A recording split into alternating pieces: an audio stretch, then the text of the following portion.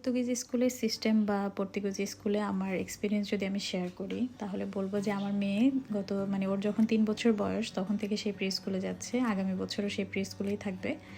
So আমাদের অভিজ্ঞতাটা ওদের সাথে খুবই ভালো, টিচাররা খুবই ফ্রেন্ডলি, আর ওদের স্কুলটাতে এত সুন্দর অ্যাক্টিভিটি হয়, খুবই ভালো লাগে। যাই হোক, গত কয়েকদিন আগে একটা মেইল আসে, সেখানে আমাদেরকে বলা হয় যে আমাদের ওখানে ওদের স্কুলে হচ্ছে একটা প্যারেন্টস কোলাবোরেশন প্রোগ্রাম করা হবে, আমরা যেন সেখানে সবাই সবার দেশের ট্রেডিশনাল ফুডটা নিয়ে যাই। তো অনেক চিন্তা ভাবনা করি মিষ্টি আর এই পিঠাটা সিলেক্ট করি, কারণ আমি মিষ্টিটা সত্যি বলতে কি আমার মনে হয় আমি ইজিতে এবং খুব ভালো বানাতে পারি।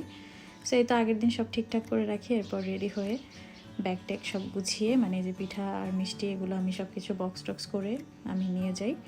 সো যেতে যেতেই না খুব এক্সাইটেড ছিলাম, কারণ এই ধরনের প্রোগ্রাম ওরা গত কয়েক বছর আর করেনি। হ্যাঁ, সো কেমন হবে।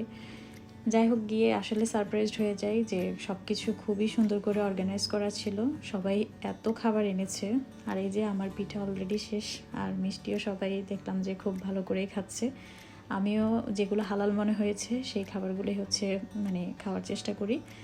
আর এই তো সবাই মিলে অনেক সুন্দর একটা সময় স্পেন্ড করি, একটা নতুন এক্সপিরিয়েন্স আমার হয় এবছর। আর ওদের স্কুলের সব কিছু সুন্দর করে সাজানো গোছানো ছিল, আগামী বছর ওদের সাথেই থাকবো।